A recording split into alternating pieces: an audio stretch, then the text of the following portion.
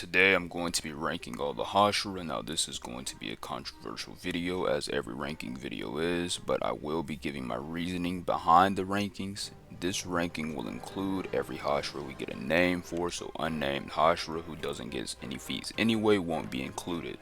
Now let's start with the weakest Hashira, Zenitsu's grandpa, Jigoro Kumajiwa.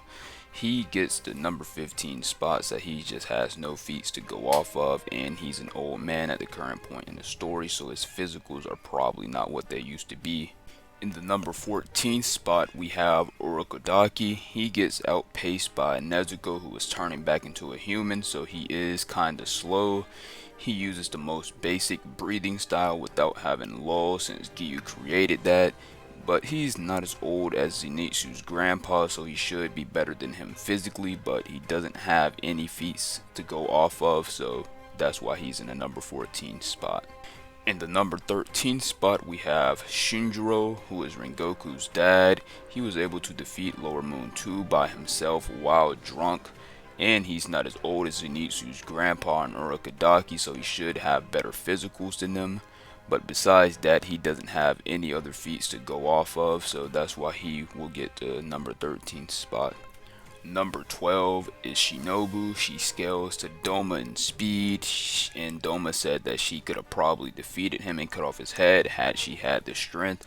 But with a smaller body and being the weakest Hashira physically, her speed is useless in Upper Moon fights as she can't cut off their head. They pass information to each other, so breaking down the poison that she has just becomes easier and easier for all of them. She can beat some Hashira in a fight 1v1 with just her speed, but she is pretty useless in Upper Moon's battles, and we're ranking them based off their demon slaying ability, so that's why Shinobu will get this number 12th spot. Now, in the number 11 spot, we have Shinobu's older sister, Kane. She was said to be more talented than Shinobu by Doma. She utilized flower breathing, in which she would also then have access to the vermilion eyes, which her reaction speed would be boosted. So through this, I think it's fair to put her over the likes of Shinobu, but if you want to change their places, it doesn't really matter too much to me. In the number 10 spot, I have Rengoku. Now, he has some decent feats against a non-trying Akaza, and if you have any contentions about Akaza not trying against Rengoku by holding back his speed, strength, and more deadly techniques, I suggest you go into my Akaza vs Doma video, as on Akaza's part I talk about his fight with Giyu that proves he was holding back on Rengoku. I also want to state this, Tanjiro was able to perceive Rengoku and Akaza fighting, yet Tanjiro didn't even realize when Tengen cut off Daki's head. In the number 9 spot, we have Tengen. He's one of the more experienced Hashiras, being present as a Hashira already when Tsunami was getting appointed Hashira, in which we know experience in battle is extremely important in Upper Moon fights. Tengen also has a massive body, so like Morichiro and Iguro stated, blood loss and poison doesn't affect him as much. And him being experienced with poison, being a shinobi before being a demon slayer, it makes him even more resistant to poison. And before I briefly speak about his feats, I also want to state that Tengen, had he had information on how to achieve the red blade and the mark like other slayers in the later arcs, he would have been able to do so. Firstly, he's the second strongest Hashira in terms of pure strength, in which we know you can achieve the red blade through sheer force, strength, and grip. So Tengen would have unlocked the red blade undoubtedly had he had the information. And the mark is stated to resonate with others, so once one person unlocks the mark, everyone else starts unlocking the mark and makes them easier to unlock the mark. So had Tengen gotten to fight with the mark like the others did, he would have achieved the mark. This goes for every slayer. You fight with the mark, you unlock the mark. Now, Tengen was able to fight against both Gyutaru and Daki. He blocks Gyutaru's attack multiple times even while being blindsided. He's being held back by random civilians during his fight, having to protect them from Gyutaru's attack. And he's being held back from Tanjiro as well, having to save him from another one of Gyutaru's attack. He's poisoned during a fight in which he's just getting closer and closer to death. He's weaker than what he normally would be. And even when he gets his hand cut off by Gyutaro, once he stops the poison from circulating and comes back into the fight, he's able to overpower Gyutaro once again using his score sound technique, in which he's able to read an opponent's attack. In the number 8 spot, we have Mitsuri. Firstly, the speed of her attacks is stated to be above Tengen's, and that's before she unlocked the mark, in which the mark gives you a significant speed boost, so she would have got even faster after that. Now, with her first feat, she is able to cut through and react to Upper Moon 4 multiple times. She was born with an unnaturally strong body. She tanked a full power blast attack from Upper Moon 4, which he thought would kill her immediately, and she was able to tank it and later get back up and start fighting again. We see in the Muzan fight she's able to dodge attacks faster than she can react to off intuition, and she also admits inferiority to everyone else above her in this list, admitting she's doing nothing for the team, and we see her having to get saved multiple times during the Muzan fight. In the number 7 spot, we have Muichiro. He is a direct descendant of Kokushibo, so he was born blessed with talent just as Kokushibo was. Kokushibo, after seeing Muichiro fight, credits his talent to his blood flowing through him, and Muichiro was also so talented that just 2 months after becoming a demon slayer, he was able to become a Hashira.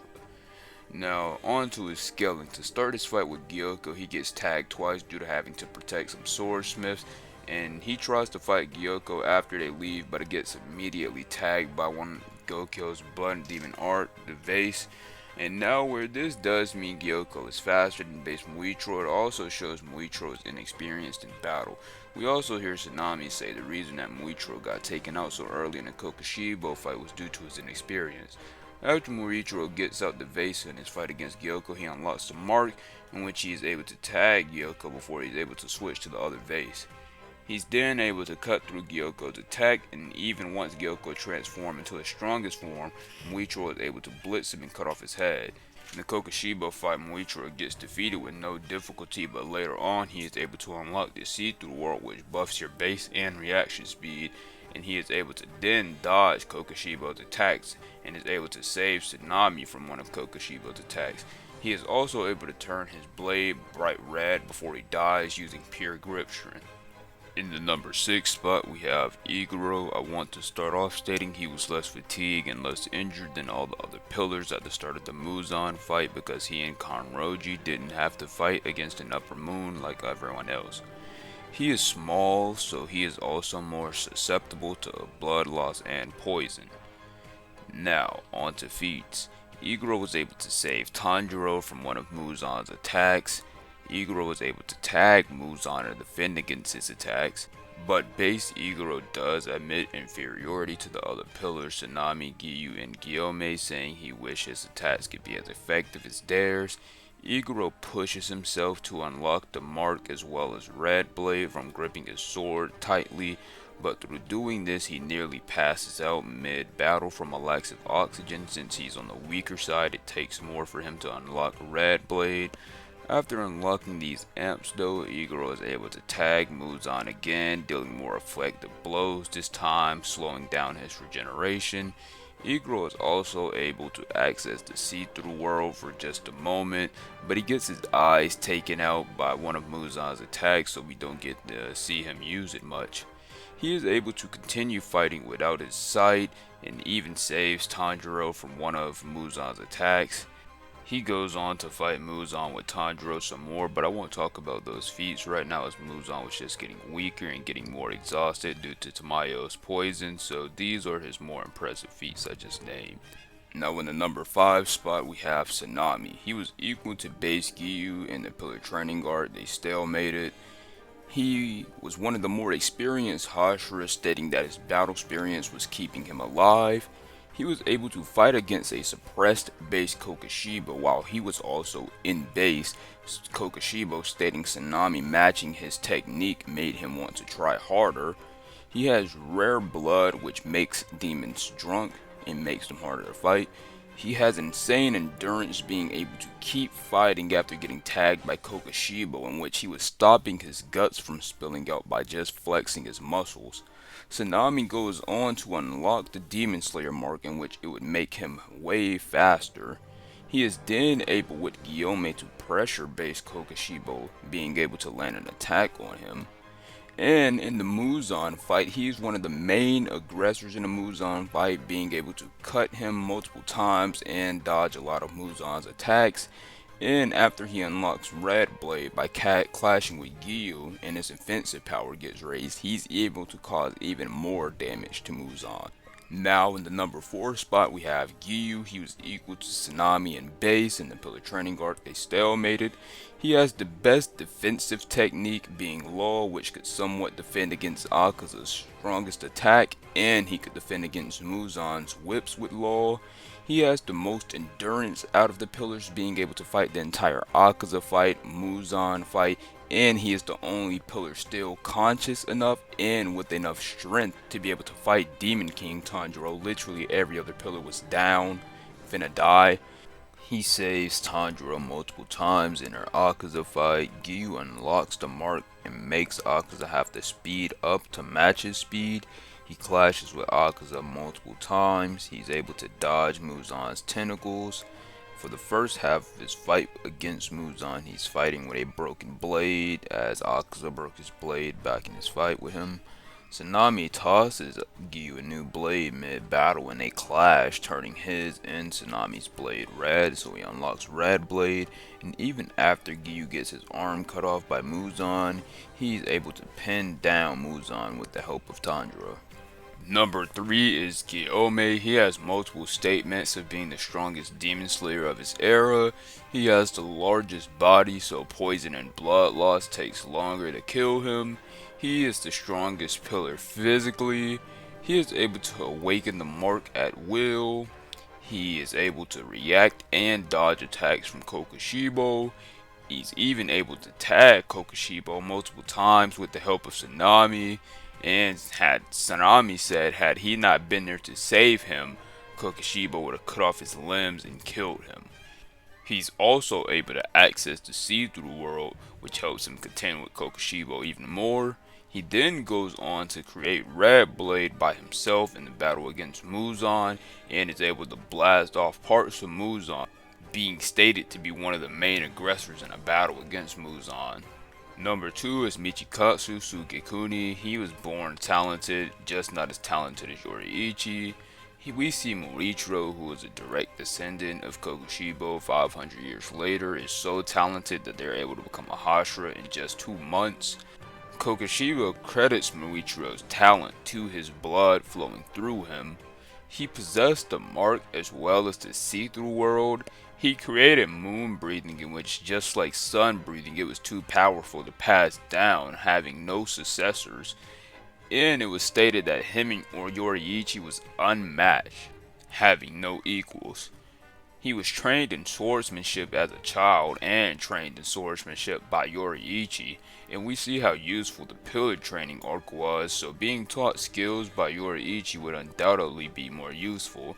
The best image for Michikatsu you can get is thinking of Muichiro with a better breathing style, more experience, a bigger, stronger body with a better trainer.